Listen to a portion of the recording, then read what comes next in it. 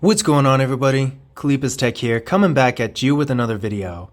In this video, we're going to be comparing the Samsung Galaxy A13 to the Motorola Moto G Stylus 5G. So let's get started. Now with the Samsung Galaxy A13, we're getting a 6.6-inch PLS LCD display with a resolution of 1080p, a PPI of 400, an aspect ratio of 20:9, and a screen to body ratio of about 83.2%. Now this is definitely a really nice looking display, not too big but also not too small, and for a phone in this price range, after all, this is a pretty entry level phone, having a 1080p resolution is definitely a really nice thing to see. Now with the Moto G Stylus 5G, we're getting a 6.8-inch IPS LCD display with a resolution of 1080p, a PPI of 386, an aspect ratio of 20:9, and an 85% screen to body ratio. So overall, both of these phones do have really good displays. They both have 1080p resolutions, giving them a nice, sharp, crisp image. And for both of them, the colors look really bold and vibrant, and they have really good brightness and viewing angles as well. Now, between which one is actually better, it really is going to depend on personal preference. If you want a really large display, being that the Moto G Stylus is much larger, this might be a better choice for you, but some people might not want to have such a large phone, and while the Moto G Stylus 5G isn't really uncomfortable to hold, at 6.8 inches it might be a little much for some people, so if you're in that situation, then the Samsung Galaxy A13 might be a better choice for you. But overall, at the end of the day, both of these phones have really nice looking displays that are pretty similar in most ways. Now for storage, with the Samsung Galaxy A13, we're getting 64 gigabytes of internal storage with microSD card expansion, and with the Moto G Stylus 5G, we're getting 128 gigabytes of internal storage with microSD card expansion as well. Now keep in mind, this is the Cricket version of the Moto G Stylus 5G. If you get it unlocked through Motorola itself, it will come with 256 gigabytes instead. But overall, either way, whether you get 128 gigabytes or 256, the Moto G Stylus 5G does have much more storage than the Samsung Galaxy A13. Now of course, with that being said, the value you actually get with this storage is really going to depend on how you use your phone. If you're a power user and you have a bunch of different apps, and maybe you're recording lots of photos and videos and stuff like that, then the Moto G Stylus 5G is definitely going to be a better choice because of this. But if you're just an average user and you don't do a whole lot with your phone, then it could go either way, because even though it's a nice thing to have a lot more storage, especially in this day and age with things taking up more and more space as time goes on, 64 gigabytes is definitely not a small amount of storage, and for most people you're probably not even going to use up 30 gigabytes. So if that describes you, if you're not really a power user, if you're not doing a ton with your phone, then the A13 should be perfectly fine, especially with the microSD card expansion to offload photos and videos. But all the same, as far as storage goes, between the two, the Moto G Stylus 5G obviously does have an advantage here, having double the storage of the Samsung Galaxy A13, or again, if you get the unlocked version that actually has 256 gigabytes, you could have quadruple the storage. So at the end of the day, even though the Samsung Galaxy A13 isn't really bad, if storage is a priority for you, the Moto G Stylus 5G is probably going to be a better choice. Now there's no wireless charging with either of these phones, but both of them do have fingerprint scanners. With the Samsung Galaxy A13, it's right here on the power key, definitely a nice spot for it. And then with the Moto G Stylus 5G, it's right here on the back. In addition to this, both phones do have Face Unlock, so we're getting two options here to get into them. Now starting with the Samsung Galaxy A13, let's go ahead and give these fingerprint scanners a try and see how well they work. There we go, one more time.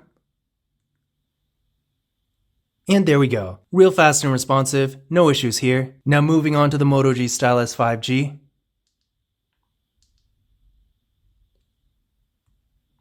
There we go, one more time.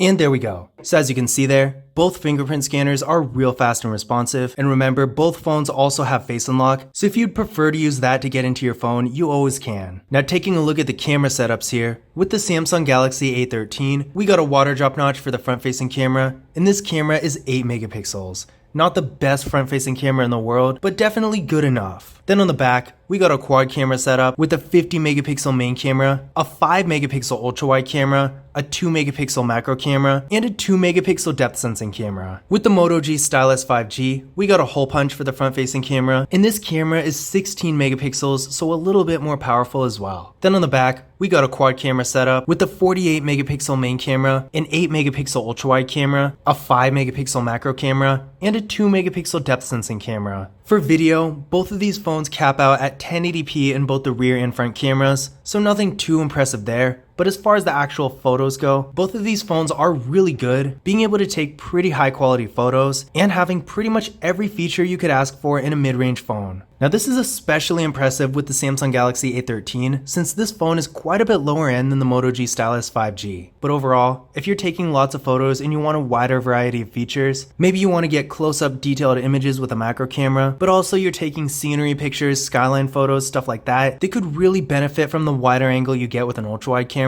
Both of these phones are really going to be great options, but if you want the best quality between the two, I do think the Moto G Stylus 5G is going to be a little bit better, which probably isn't very surprising, being that this is a mid-range phone, whereas the Samsung Galaxy A13, while being pretty good in its own right, is really more of an entry-level phone. Now internally, with the Samsung Galaxy A13, we're getting 4GB of RAM with the Samsung Exynos 850 processor. With the Moto G Stylus 5G, we're getting 4GB of RAM as well, with the Qualcomm Snapdragon 480 5G processor. Now keep in mind, with the unlocked version of this phone, you will be getting 6GB of RAM, but since once again this is the Cricket variant, we're only getting 4 here. But that being said, I did run Geekbench 5 benchmark tests on both of these phones, and with the Samsung Galaxy A13, we're getting a single core score of 157 and a multi-core score of 588, and with the Moto G Stylus 5G, we're getting a single core score of 504 and a multi-core score of 1660. So clearly here, there's a huge difference. On one hand, with the Samsung Galaxy A13, to be perfectly honest, this processor is so slow it's barely even usable, whereas with the Moto G Stylus 5G, not only are we getting double, almost triple the processing power here, but we're also getting 5G connectivity, giving you access to the 5G network and the latest and greatest technology. Now don't get me wrong, being 5G in and of itself at this point in time is really not a deal breaker, but with this comparison, it's definitely a lot more clear cut, because on one hand, with the Samsung Galaxy A13, you'll barely be able to do anything comfortably with this phone. Even if you're just going on social media, browsing the web, stuff like that, it is going to be pretty slow. Whereas with the Moto G Stylus 5G, although this is nowhere near flagship performance, it's going to be much faster, and even if you're on your phone a lot, you're probably going to have a pretty good experience here. Now if you're really barely doing anything with your phone, then the Samsung Galaxy A13 might be all you need, but for most people, because of how big of a difference this is, as far as processing power goes, the Moto G Stylus 5G is definitely the better choice here. Now both of these phones have 5000 mAh batteries, which is great. You're going to get a ton of battery life with either of these, both throughout the day and down the road in terms of longevity. So if you have, say, a more mobile lifestyle where you're not always around a charger, or you want to get one phone and keep it for a longer period of time without having to replace it, phones like these with such large batteries are definitely going to be a great choice. Now both of these phones also do support fast charging, 15 watts with the Samsung Galaxy A13 and 10 watts with the Moto G Stylus 5G. Now the difference between the two is probably not going to be too noticeable, but I will say from experience, both of these phones do charge up really fast, and that's definitely going to save you a bit of time if you're in a hurry. Now another thing to keep in mind is that with the Samsung Galaxy A13, we are getting NFC, but there's no NFC with the Moto G Stylus 5G. Now this is kind of a disappointment, because with the Moto G Stylus 5G, this is probably one of the only phones in its price range, especially being a 5G phone, that actually doesn't have NFC. So if you do like to use that tap and pay kind of feature, unfortunately you can't with the Moto G Stylus 5G. Now I am actually excited to say this is all going to change with the new Moto G Stylus 5G that was actually just released yesterday. I did order the phone and it is going to be coming next week. So if you do want to learn more about that phone, stay tuned for my full review of it. But I was definitely excited to see that the Moto G Stylus 5G 2022 is going to be the first Moto G phone that I've ever seen that actually has NFC. But as far as this phone goes, the Moto G Stylus 5G that was released last year, unfortunately this phone doesn't have NFC. So if you do want to use contactless mobile payment services, between these two, the Samsung Galaxy A13 is actually going to have an advantage here. Now as far as the software goes, with the Samsung Galaxy A13, we do have Android 12, and Samsung actually recently announced that all the A series phones are going to be supported for up to 5 years. So if you want the latest version of Android as it comes out, the Samsung Galaxy A13 is probably going to be a better choice here, because with the Moto G Stylus 5G, this phone is currently only on Android 11, and Motorola isn't nearly as good with its updates as Samsung is. But in conclusion,